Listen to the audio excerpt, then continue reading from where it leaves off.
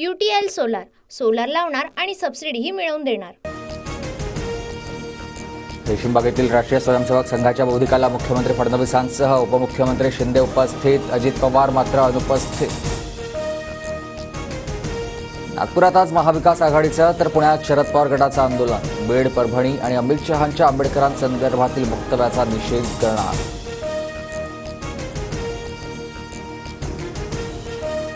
आंबेडकरांवरील माझ्या वक्तव्याचा विपर्यास, अमित शहांचं स्पष्टीकरण। तर काँग्रेसनं अनेकदा आंबेडकर आणि संविधानाचा अपमान केल्याचा शहांचा पलटवार। वाल्मिक कराडला अधिवेशन संपेपर्यंत अटक करा, त्याचे मोबाईल रेकॉर्ड बघा, पूर्ण गणित लक्षात येईल, आमदार संदीप क्षीरसागर यांची मागणी। विरोधी पक्षाचे नेते आज परभणी दौऱ्यावर जाण्याची शक्यता, सोमनाथ सूर्यवंशीच्या कुटुंबियांची भेट घेण्याची शक्यता। परभणीत आंबेडकरी अनुयायींचं आजपासून शाहीन बागेप्रमाणे धरण आंदोलन, न्याय मिळेपर्यंत आंदोलन सुरू ठेवण्याचा इशारा, दोषी पोलिसांवर हत्येचा गुन्हा दाखल करण्याची मागणी।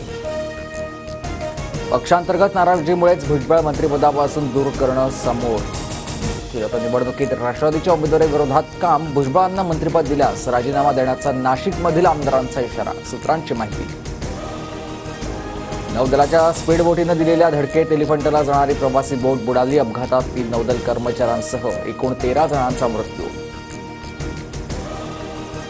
नौदलाच्या स्पीड बोटीतील नवीन इंजिनच्या चाचणीवेळी नियंत्रण सुटल्यामुळे अपघात, भारतीय नौदलाचं स्पष्टीकरण। तर अपघाताला कारणीभूत ठरलेल्या नौदल अधिकाऱ्यांवर गुन्हा दाखल।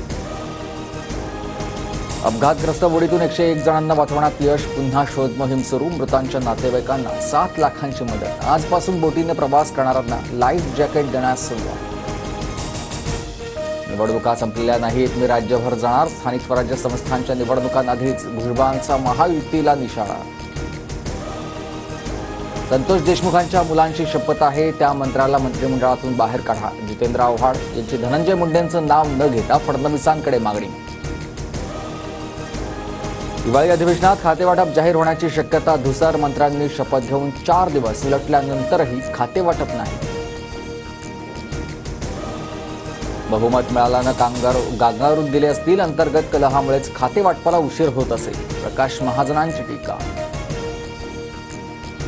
विधिमंडळाचं हिवाळी अधिवेशन 21 डिसेंबरपर्यंत चालणार, कामकाज सल्लागार समितीच्या बैठकीत निर्णय। सारथी संस्थेतर्फे मराठा आणि कुणबी विद्यार्थ्यांना दिल्या जाणाऱ्या परदेशी शिष्यवृत्तीसाठीची यादी समोर, 5 महिन्यांच्या विलंबानंतर राज्य सरकारकडून 44 विद्यार्थ्यांना शिष्यवृत्ती जाहीर।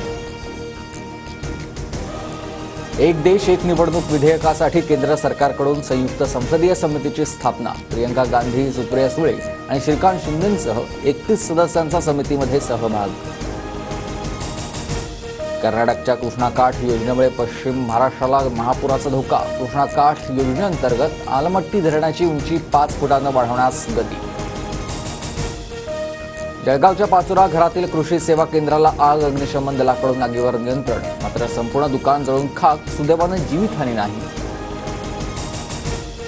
दिल्लीत 3 दिवस ऑरेंज अलर्ट, धुक्यासह प्रदूषणात वाढ, दृश्यमानता कमी झाल्यानं वाहतुकीवरही मोठा परिणाम। कोकणात गेल्या 2 दिवसांपासून थंडीचा तडाखा वाढला, रत्नागिरीतल्या ग्रामीण भागात शेकोटी पेटल्या, कोकणात पारा 15 अंशांच्याही खाली।